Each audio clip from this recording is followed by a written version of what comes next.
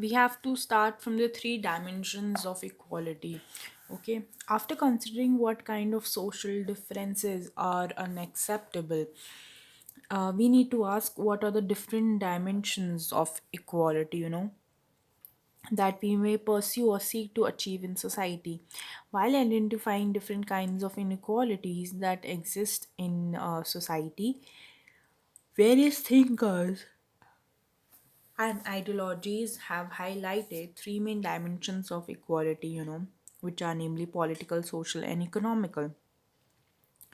It is equal, it is only by addressing each of, these three different dimensions of equality can we move towards a more just and equal society. So, even when we were talking equality, not only political, that you should have right to vote, and, you should have same status, and also that financially also we talked about in the previous chapters.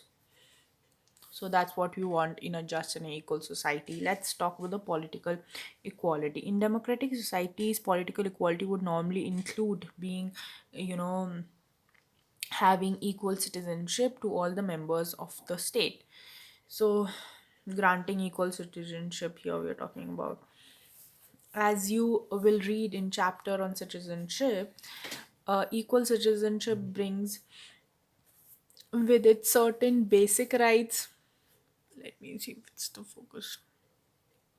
Certain basic rights such as right to vote, freedom of expression, movement and associations, and freedom of belief. So if all the citizenships of a citizen, yeah, um, citizens of a state, or we talking about any citizens, here mostly we are saying in terms of the country or democratic country one, they should have some certain basic rights such as right to vote, freedom of expression, movement and association, and freedom of belief. These are rights which are considered necessary to enable citizens to develop themselves and participate in the affairs. So this here development and affairs of the state are very important. Okay, but okay, they are legal rights granted by the constitution and laws.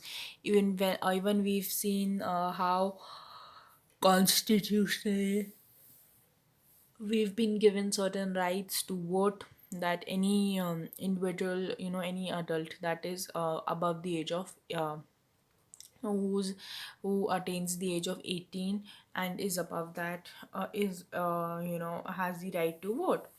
Do you get it? um we know that's considerable inequality can exist even in countries which grant equal rights to all citizens. These inequalities are often the you know the result of differences in the resources and opportunities which are available to citizens in the social and economic spheres. For this reason, a demand is often made for equal opportunities or for a level playing field. But we should remember that although political and legal equality by itself may not be sufficient to build a just and egalitarian society, it is certainly an important component. So, also I will say that all these individually, if we talk about, then all these uh, equalities, the dimensions of equality, for example, political, socially, and economically, are very important. But when they're given together at a three, that's its power. No no dimension of equality which is which is given to people, only if only one is given and two are not given, then it's not go it is, of course, it is going to it is an important component, but it will not build a just and egalitarian society, because it's like a triangle and you need all the sides to make a triangle, and that's what we are talking about. Political equality or equality before law is an important, let's talk about, so we are talking about social equality, okay? Political equality or equality before the law is an important first step in the pursuit of equality, but it often needs to be supplemented by equality of opportunities. While the former is necessary to remove any legal hurdles which might exclude people from a voice in the government and deny them to accessible social goods. The pursuit of equality requires that people belonging to different groups and communities also have a fair and equal chance to compete. So here we are talking that they should have fair and equal chance to compete for those goods and opportunities. For this, it is necessary to minimize the effects of social and economic inequalities and guarantee certain minimum conditions of life to all the members of the society. Adequate health care, the opportunity for good education, adequate nourishment, and a minimum wage minimum wage, among other things. In the absence of such facilities, it is exceedingly difficult for all the members of the society to compete on equal terms. If all are not standing, or no, sorry, for not all are giving, okay, if there are five students, okay, and at the present time all of them weigh 15 kg, but out of the five students only two are given proper meals, while the other three they are given only meal one time a day. Well, the other two students, they are given they are given three times proper meal. So who's going to gain weight? Who's going to be nourished? Who's going to have proper nutrition? It's the two students who are having proper meals, and rather than the three students who have who get who only meal once a time, like once a day. So, in the absence of such facilities, it is exceedingly difficult for all the members of the society to compete on equal terms. Where equality of opportunity does not exist, a huge pool of potential talents tends to be wasted in a society. In India, a special problem regarding equal opportunities comes not just from the lack of facilities, but also some from some of the customs which may prevail in different parts of the country or among the different groups. Women, for instance, may not enjoy equal rights of inheritance uh, in some groups, or there may be social prohibitions regarding their taking part in certain kinds of activities. So social prohibitions are always there, whether it is for women or some specific community. Let's okay, uh, they may even be discouraged from obtaining higher education. So this is a very prevalent thing that you will see. If you look at the data, number of students who drop out from school without completing their education, the maximum number of are, if we compare, then it's more girls than boys who leave school, who drop out. The state has a significant role in such matters. It should make policies to prevent discrimination or harassment of women in public places or employment, to provide incentives to open up education or certain professions to women, and other measures. But social groups and individuals also have a role to play in raising awareness and in supporting those who want to exercise their rights. So you also need social awareness and support by the people.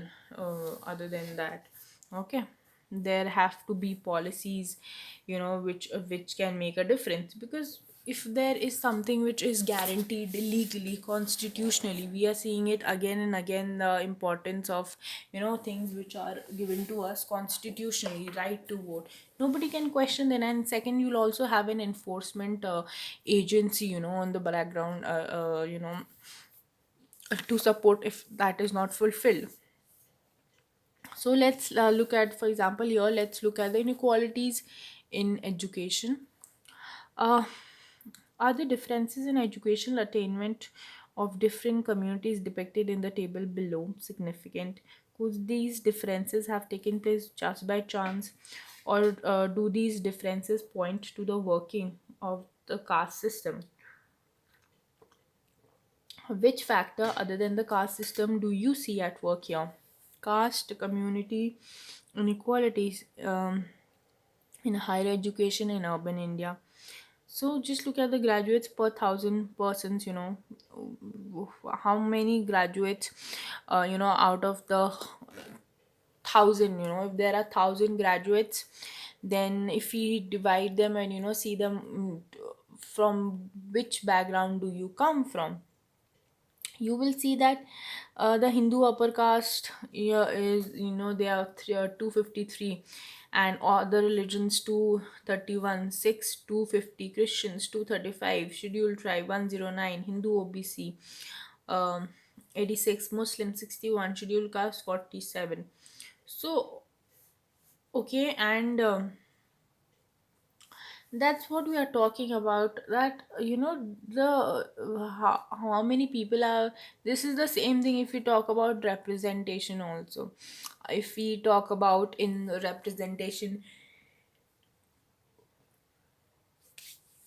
in the, like, the top notch services of India, you will see that which person from typically tops the exam, which communities in the top 100, how many people are from here or that, which community they come from. And that's what you're talking about representation here in this form, you get it.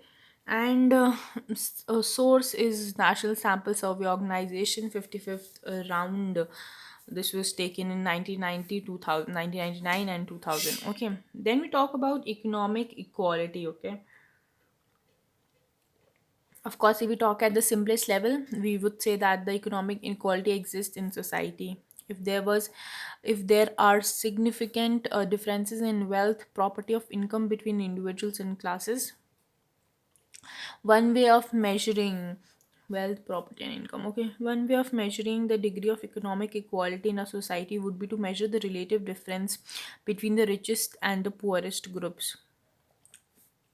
We did that example that who- how we did that the world's income, how many the top 50 richest individual, how much wealth do they own, and the how much wealth do the lowest 50% people, or if we did the lowest this thing, 50% of the poor people own, and that's how we got the difference between their relative difference. Another way could be to estimate the number of people who live below the poverty line. So what is this poverty line that we're talking about? So poverty line is basically set as the amount, and if you spend below that amount per month, then you'll be considered uh, poor. Below, you come below poverty line. For urban areas it is a different price, and for rural areas it's different. For being a poor, sorry, below poverty line is higher for urban areas, and lower for rural area, because rural areas even require less money as compared to urban areas. So that is what poverty line is. Of course, absolute equality of wealth and or income has probably never existed in a society. Most democracies today try to make equal opportunities available. So here what we're talking about, that they should have equal opportunities, to people, in the belief that this would at least give those who have talent and determination the chance to improve their condition. So that's what we are talking about. They should be able to improve their condition. Do you get it? With equal opportunities, inequalities may continue to exist between individuals, but there is a possibility of improving one's position in society with sufficient effort. So that's what we are talking about, one's position in society with sufficient effort. Women should be allowed to join the combat unit of the army and go to the highest position. This is there. You'll be um, recently, today is September, month September 29th, September 2021, and we all recently, I think 1 week back, um, there was a notification for that National Defense Academy will be open to all unmarried candidates also between the age of 16.5 years to 19.5 years. If you fall within that bracket of age, then you can apply for NDA and be part of the armed forces. And if you're a girl, or a girl studying right now, this thing. Look for the future in armed forces, maybe you'll find interest there. you know you remember this is the first page of the cover side of this book, that says an extraordinary life, a life full of adventure, honor, and glory, where you are one among a million and one in a million. Be the best, join the Indian Army. So now you can actually be part of the National Defense Academy. Okay, so that's what they are saying. And if you right now reading this and you fall between that age, you should also go and apply. And maybe you never know, this is your field. Until now, it was never open for females of that, the unmarried females to uh, apply. And you never know, you'll be a good candidate. So look for your future in that field also. So I feel wherever we are, inequalities which are entrenched, that is, which remain relatively untouched over generations, that are more dangerous for a society.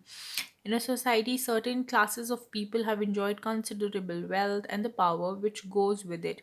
Over generations, the society would become, divided between those classes and others who have remained poor over generations. Over time, uh, such class differences can give rise to resentment and violence. You will notice that, how over time, if the needs of one society are not fulfilled, one community, one social divisions are not provided or given, then there are protests. And there's resentment, there's violence, there's hatred towards other divisions, social communities. Okay,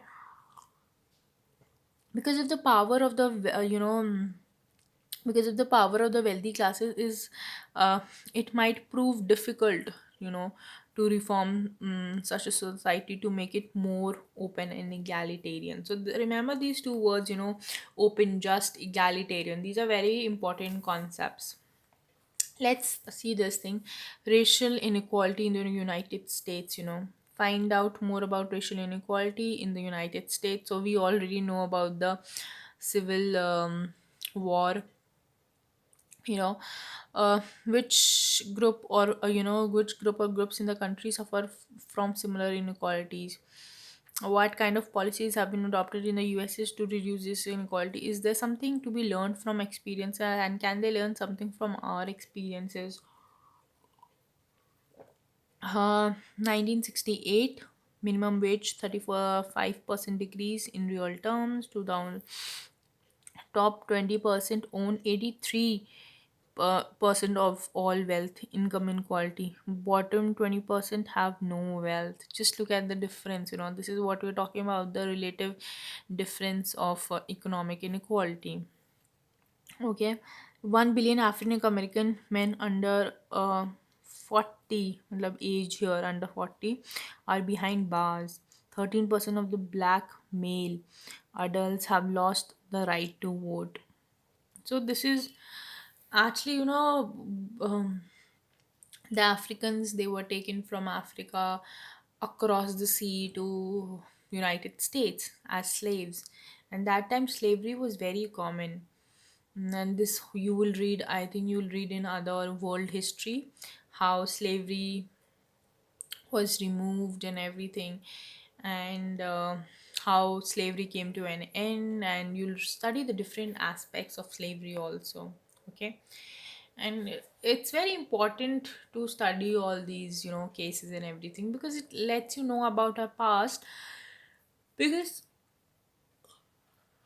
we want the society to go to advancement and not again go back to where we were 200 years back, where we were, slavery, domination by one particular community, communal rights, violence. And we don't want all that to be back. We fought for our freedom. So you'll be studying about the history of United States in, I think, world themes. And so let's move further. Okay. Mm, Also, just like the African Americans are that the I we do, that um Africans were brought to America as slaves. So now the children of these Africans who were brought to America, now their children will be the first generation, of African Americans. So you get it, how what is it meant by African Americans. Okay, now we are here. Marxism and liberalism are two important political ideologies of a time. Marx was an important 19th century thinker who argued that the root cause of entrenched inequality was a private ownership of important economic resources, you know, such as oil or land or forest, as well as other forms of poverty. He pointed out that such private ownership did not only make the class of owners wealthy, it also gave them political power. Such power enables them to influence state policies and laws, and this could prove a threat to democratic government. Marxists and socialists feel that economic inequality provides support to other forms of social inequality, such as differences of rank or privileges. Therefore, to tackle inequality in society we need to go beyond providing equal opportunities and try and ensure public control over essential resources and forms of poverty. Such views may be debatable, but they have raised important issues which need to be addressed. An opposing point of view can be found in liberal theories. Liberals uphold, so now we first is Marx, that is talking about private ownership that has led to where in which the major economic resources such as oil, land, forest, and other forms of of forms of property, they make these class of owners wealthy, and it also gives them political power. Okay, now if we talk about liberals, then they uphold the principle of competition as the most efficient and fair way of distributing resources and rewards in society. They believe that while states may have the power to intervene to try and ensure minimum standard of living, okay, and equal opportunities for all, this cannot by itself bring equality and justice to society. Competition between people in free and fair condition is the most just and efficient way of um, distributing rewards in a society for them. As long as competition is open and free, inequalities are unlikely to become entrenched, and people will get due reward for their talents and effort. So here he's liberals are basically people who believe in free competition and the least interference by the government. Okay, for liberals, the principle of competition, you know, is most just an efficient way of selecting candidates for jobs or admissions to educational institutions. For instance, in a country, many students hope to for admission to professional courses, and entry is highly competitive. From time to time, the government and courts have stepped in to regulate educational institutes and the entrance tests to ensure that everybody gets a fair and equal chance to compete. Some may still not get admissions, but it is considered to be fair way of distributing limited ways. So that's what it is considered, fair, because you're saying there are only limited seats. Okay, now here, unlike socialists, liberals do not believe that political, economic, or social inequalities are necessarily linked. They maintain that inequalities in each of these pairs should be tackled appropriately. Thus, democracy could help help to provide political equality, but it might but it might be necessary to also devise different strategies to deal with social differences and economic inequalities. The problem for liberals is not inequality as much, but unjust and entrenched inequalities which prevent individuals from developing their capabilities. So here the problem, what concerns the liberals is not, it not is not inequality if we talk, but it's just unjust and entrenched inequalities that makes people not achieve their capability. Okay, so let's see what is feminism now. Feminism is a political doctrine of equal rights for women and men. Very please be careful that most of the people have view that feminism is only about giving right to women. No, it is about equal rights to both men and women. Feminism are those men and women who believe that many of the inequalities we see in society between men and women are neither natural nor necessary and can be altered so that both men and women can lead a free and equal lives. According to feminists, inequality between men and women in society is the result of patriarchy. Uh, this term refers to social, economic, and cultural systems that values men more than women and gives men power over women. Patriarchy is based on an assumption that men and women are different by nature, and that this difference justifies their unequal position in a society. Feminists question this way of thinking by making distinction between sex and biological difference. You know, distinction between sex, that is the biological difference between men and women, and gender, which determines the different roles uh, that men and women play in the society. So one, when we talk about sex, then it is the biological difference between men and women, and when we talk about gender, then it is the different roles. So always remember this thing, what is difference between sex and gender? It's not the same thing. One is a biological thing, other is actually created by the society. For instance, the biological fact that only women can become pregnant and bear child does not require that only women should look after children after they're born. Feminists uh, show us that much of the inequality between men and women is produced by society and not by nature. All this inequality that we see, or the difference in treatment that we see, is because of us, the society. Patriarchy produces a division of labor. Who'll do what. You remember when we were studying political life books of, I think, class 6 and 7, maybe the middle school.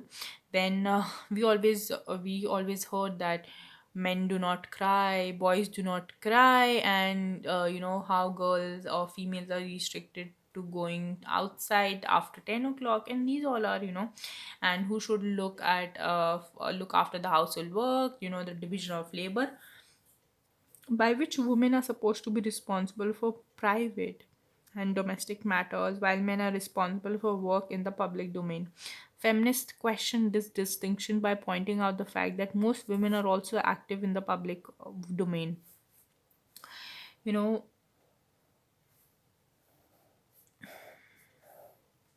that is, most women all over the world are employed in some form of work outside the work, but women continue to be solely responsible for housework as well. However, despite this double burden, as feminists term it, so this is always known as the double burden, because you are a woman. So this even okay, I'll tell you later more about this. As feminists term it, women are given little or no sane decision taken in the public domain. Feminists contend that this public or private distinction and all forms of gender inequalities can and should be eliminated. So when we are saying that this gender inequality which is created by society can easily be removed, and it should be even eliminated. Okay, so now let's see about socialism. Socialism refers to a set of political ideas that emerged as a response to the inequalities present in and reproduced by the industrialist capitalist. Capitalists are people, they only want to make money and believe only in the money making process and everything. Okay, the main concern of socialism is how to minimize existing inequality and distribute resources justly. Although advocates of socialism are not entirely opposed to the market, they favor some kind of government regulation, planning, and control over certain key resources such as education and health. So they talk about that control over resources such as education, health should be done by the government. Um, and they favor some kind of that, government regulation, planning, and control over key areas should be by the government. In India, the eminent socialist thinker Ram Manohar Lohia identified five kinds of inequalities that need to be fought against simultaneously: inequality between men and women, inequality based on skin color, caste based inequality, colonial rule of some countries over others, and of course economic inequality. This might appear a self evident data today, but during Lohia's time, it was common for the socialists to argue that class inequality was the only form of equality worth struggling for. Okay, other inequalities did not matter or would end automatically if economic equality could be ended. Lohia argued that each of these inequalities had independent roots, and had to be fought out separately and simultaneously. He did not speak of revolution, in the singular. For him, struggle against five inequalities, okay, in constituted five revolutions. He added two more revolutions in this to this list: revolution for civil liberties against unjust encroachments on private life, and revolution for non-violence, for renunciation of weapons in the favor of satyagrah. These were the seven revolutions or Saptakranti for which Lohia was, the ideal of socialism. That's what we are seeing here. We are seeing the we saw the idea behind Mr. Ramano Lohia, who's an eminent social thinker. He talked about the five inequalities that should be removed between men and women based on skin color, caste, colonial rule of some country over other, and economic inequality. And yeah, and then he even further added civil liberties against unjust encroachments on private life, non-violence, renunciation of weapons in favor of